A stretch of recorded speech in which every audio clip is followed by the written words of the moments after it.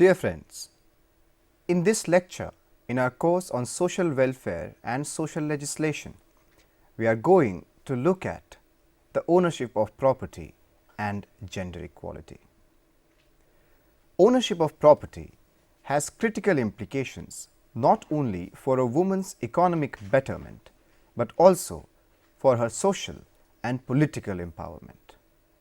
Legislative provisions such as Article 14 of the Constitution, the Hindu Succession Act of 1956 and subsequent amendments thereof have embodied a notable shift in the vision of gender equality in Indian society. Through the course of this lecture, we are going to look at the various amendments, the condition of women and the property which they owned before various amendments, and the impact of the same. We will also look at a case study of Karnataka state legislations relating to women and property.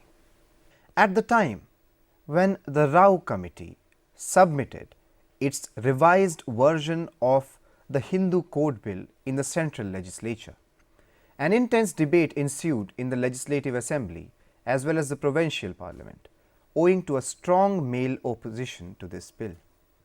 In fact, one Congress legislator described the bill as being supported by only ultra-modern people and continued with his argument that only women of the lavender, lipstick and vanity bag variety would be interested in the bill.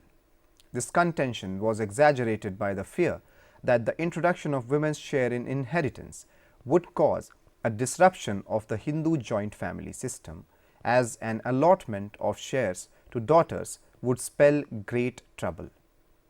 The Hindu Code Bill was eventually passed in the Parliament, and one of its components, the Hindu Succession Act 1956, forms the basis of succession laws governing Hindus today. The Hindu joint family has come a long way since the 1956 Hindu Succession Act.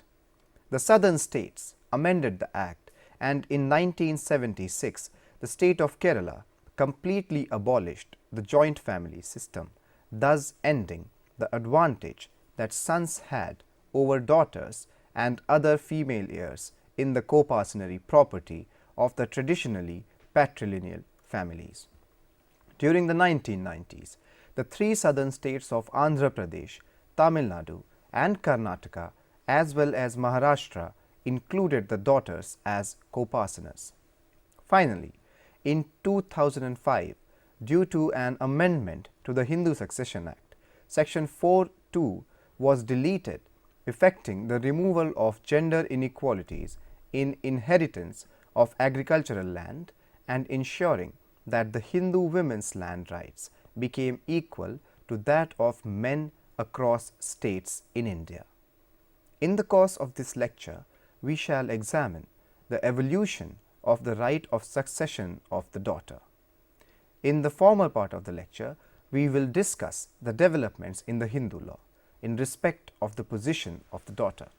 In the second part, we will use a case study approach to bring to light the extent of access and ownership of land by women in the state of Karnataka post the Hindu Succession Amendment Act 1990 to get a clarity on how much do legislative changes actually impact ground realities. Let us first of all begin with an evaluation of the status of daughters in the Hindu succession laws.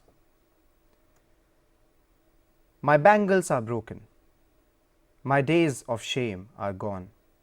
I have one small son, one calf and one field. A calf to feed, a son to nurture, but the field, O sister, this half acre of earth to feed me, rest my head upon. These are the resounding words of a widow in Rajasthan, which indicate the hardship that single women have to face in our society. Since time immemorial, property laws have been framed for the exclusive benefit of man, and the woman has been placed in a subservient position, being viewed as someone who is dependent on male support. During the pre-independence era, the social reform movement raised the issue of gender discrimination, causing several reforms to be affected. It has been noted that effective and independent property rights for women are necessary on 4 sociological counts: welfare, efficiency, equality, as well as empowerment. Due to the absence of a single body of property law, the rights of women have been determined on the basis of the religion or religious school she follows, on whether she is married or not, as well as demographic considerations. Even today, customary law continues to govern the devolution of property among certain tribes and groups. Since the personal laws of a community govern property rights, they are immune from constitutional protection. Furthermore, the refusal of Indian courts to test the personal laws on the touchstone of the Constitution has caused a discriminatory and arbitrary approach to the implementation and interpretation of property rights, especially in the case of women. Let us now look at the position of daughters in the Hindu Succession Act of 1956. Prior to colonial rule, the property rights of Hindu women were extremely restricted. Hindu law was composed of local customs influenced in varying degrees by dharmashastras and similarly situated commentaries. The most influential of the commentaries were the legal doctrines of Mitakshara as well as Dayabhag. According to the traditional Mitakshara doctrine, daughters were not treated as co-partners in the joint family property. The Mitakshara school recognized only 5 female relations as being entitled to inherit property, namely widow, daughter, mother, paternal grandmother, and paternal great-grandmother. The Hindu law of inheritance, passed in the year 1929, became the earliest legislation to bring the woman within the scheme of inheritance. Inheritance rights were conferred on 3 female heirs: the son's daughters, daughter's daughter, and sister. They had a limited estate in ownership and restrictions on alienation of such inherited property. Let us now look at the enforcement of the Hindu Succession Act 1956. The Hindu Succession Act of 1956 constituted a substantial move ahead in respect of ensuring equality in the inheritance rights of daughters. Through the unification of the Mitakshara and Dayabhag systems, a law of succession was laid down whereby brothers and sisters could enjoy equal inheritance rights. Henceforth, the class 1 heirs, including the sons, mother, widows, and daughters, were entitled to equal shares in the deceased man's co-partnership share. Furthermore, they enjoyed the full rights of control and disposal of the inherited property.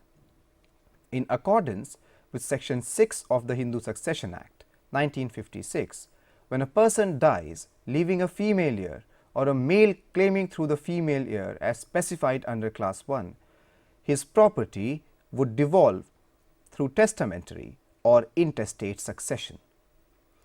The rule of survivorship would not be applicable. In the celebrated case of Gurupad versus Hirabai, the Supreme Court held that the share of the claimant would be determined in accordance with explanation 1 of Section 6 by deeming that a partition had taken place a little before his death. Although the Act enhanced the inheritance rights of the Hindu women, 2 specific sources of inequalities remained. Firstly, the female members, especially the daughters, did not enjoy co-partnership rights in the Mitakshara co-partnership. Their right was restricted to the deceased male co-partner's notional portion or the ideational portion of coparcenary. The exclusion of daughters from participation in the coparcenary ownership not only contributed to an inequity against females, but also led to the oppression and negation of their right to equality. Secondly, significant interests in agricultural land were exempted from the purview of the Act. Another inhibiting factor was that a person was granted unrestricted testamentary rights over his or her property. The persisting danger was that this provision could be used to disinherit female heirs. Let us now look at the Hindu Succession Amendment Act of 2004, which made daughters as coparceners. A significant change in the rights of the daughters was proposed through the Hindu Succession Amendment Act 2005. Firstly, through the removal of Section 6 of the original legislation, the issue of gender discrimination was remedied. Secondly, Section 23 was omitted, permitting the female to ask for a partition in respect of the dwelling house. Let us now look at these amendments closely. The amendment to Section 6 is a move toward ensuring gender equality. An amendment to Section 6 has ensured that daughters are vested with coparcenary rights. By birth in a Hindu joint family, they have been subjected to the same rights and liabilities as that of the son. The inclusion of all daughters, including married daughters, as coparceners in the joint family property has been of significant importance for women in both the economic and symbolic sense. The amendment has yielded economic benefits through enhancing the security of women by granting them birthrights in the property. Symbolically, both daughters and sons are to be treated on the same pedestal. This ensures that women cannot be disinherited of their share of property, and in the event of breakdown of marriage, the daughter can return to her home by right. Let us now look at the daughter's right to occupy the dwelling house.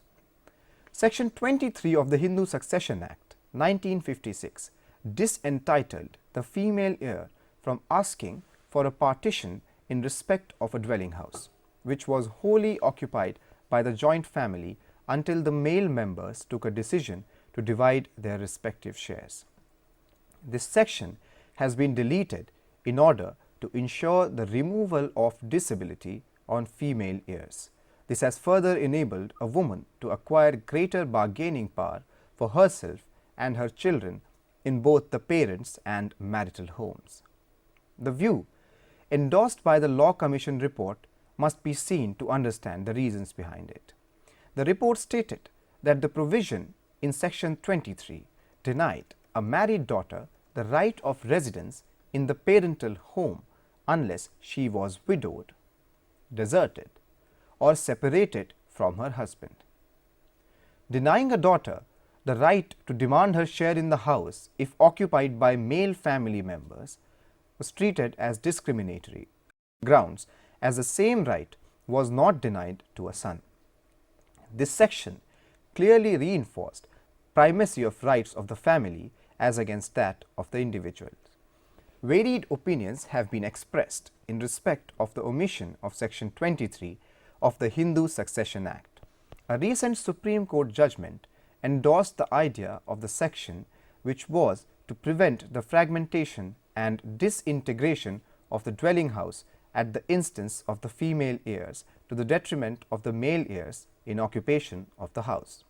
Both the National Report on the Status of Women and the Law Commission report differed from the above stated opinion. The omission of Section 23 has been viewed as necessary approach in order to ensure the removal of gender discriminatory provisions in Hindu law and achieve the much needed social reform necessary to meet the demands of the Hindu women's community. Let us now see the impact of Hindu Succession Act of 1990, the Karnataka Amendment. This would help us to understand what impacts do these legislative changes make in ground reality. Women, like all other Indian citizens, have been vested with their rights to own land. However, in the absence of sufficient financial resources and traditionally defined gender roles, women rarely purchase or own land. This trend has been observed in the more progressive South Indian state, especially Karnataka.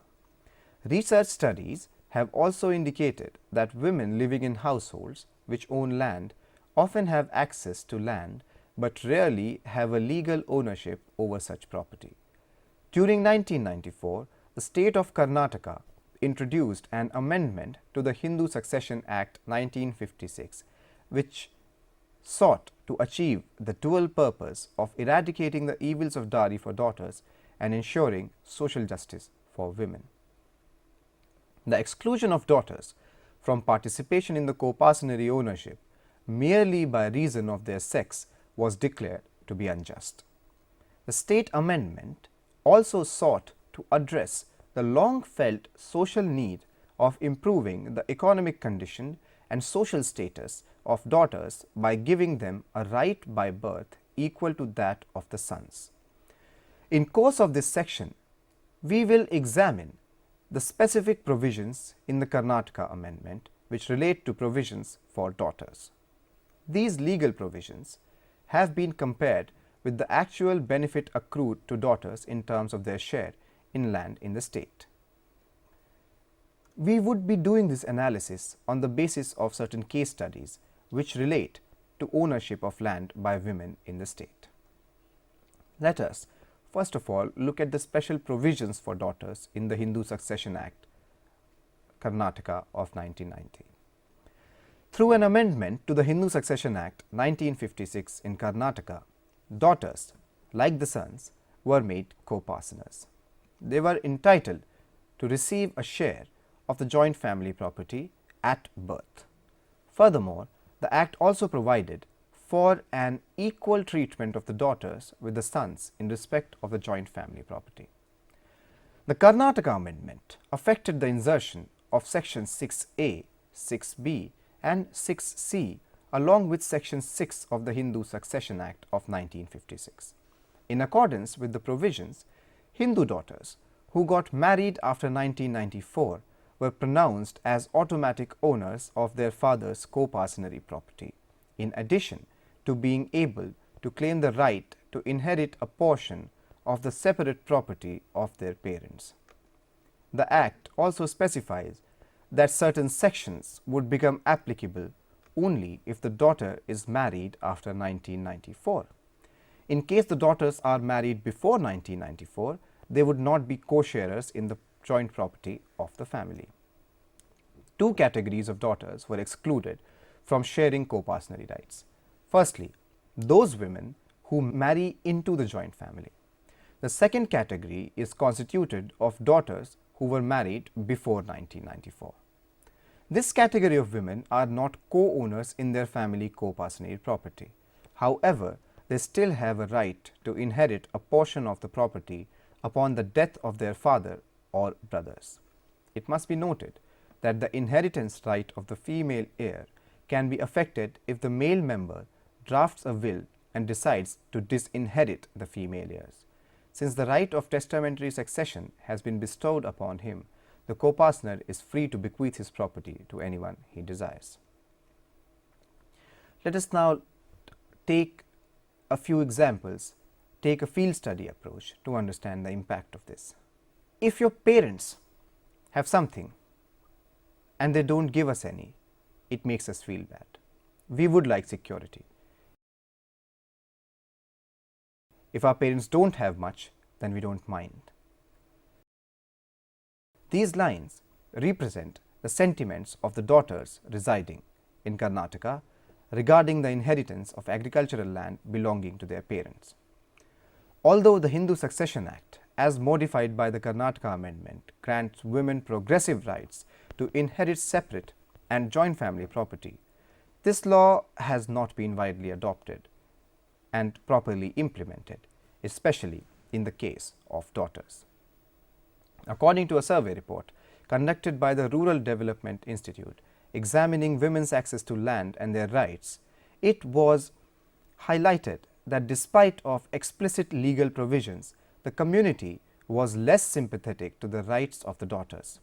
Daughters are less assertive about their rights under the Hindu Succession Act, as they believe that they had received a share of the property through their dowry. It is contemplated that as long as the custom of dowry continues, the daughters will not inherit their family land by birth. Furthermore, since their families have limited pieces of land, they allow their interest to be in the possession of a male member. The male heads of the household are also in a position to disinherit their wives through the creation of a written will. Another factor which prevents the implementation of laws is inadequate legal awareness. Although government initiated educational programs have attempted to raise awareness about succession laws and women's rights, there is limited awareness and the written laws are rarely complied with. In the region of Kolar, where a few interviews were conducted, it was stated that land almost never passed on to the daughters, although occasionally the widows were granted property rights. Daughters were given rights of ownership in those families which had no sons. In certain parts of Karnataka region, there was a growing practice of allotting daughters a cash equivalent of their share in the joint family property. Let us now look at the matrilineal systems in Karnataka. It would be pertinent to examine some of the matrilineal practice followed in certain parts of Karnataka, which strongly indicate the traditionally important position occupied by women in certain communities.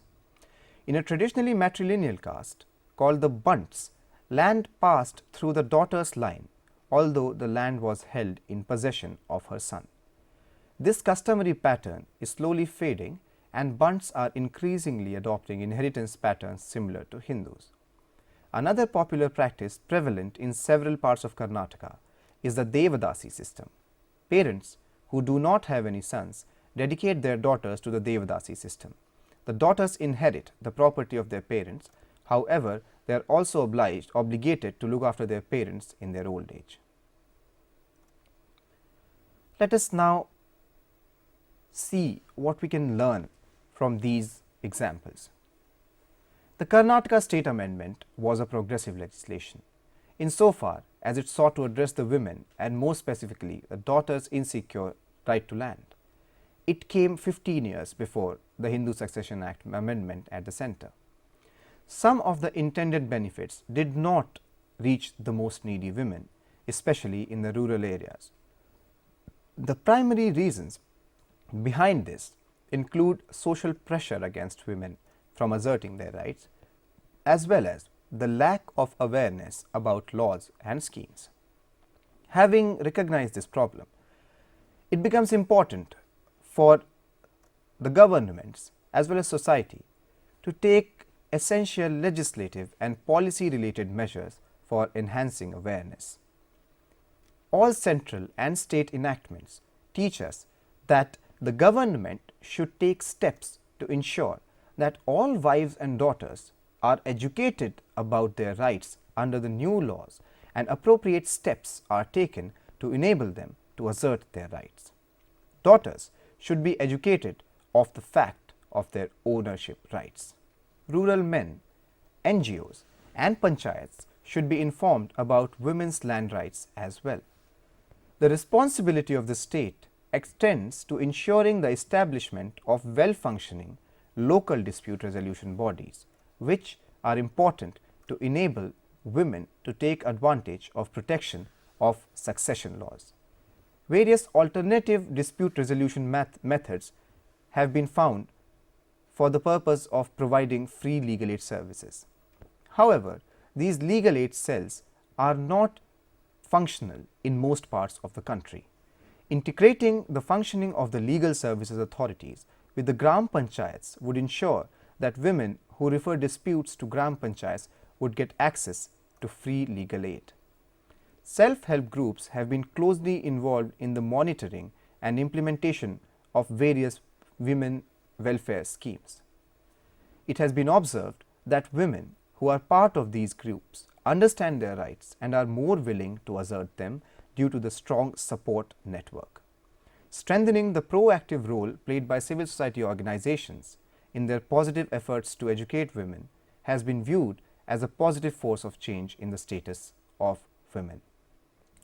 The legislations, although amended at the state and central level, reflect the presence of a male bias owing to the implicit inequality arising from an unrestricted patriarchal setup. Thus, a man can find various ways of ensuring that both society and culture make sure that his property remains his and does not pass to the female members of the family. After having looked at these issues, we can safely see that it would not be enough to merely pass legislations granting property rights to women. It has almost entirely been done, and the legislative parts of granting rights to women are almost complete. However, it is also clear that it has not resulted in what the legislation sought to achieve. The problem is a deeply rooted societal problem. It is also associated with issues such as dowry, and which themselves are deeply entrenched problems of the Indian society.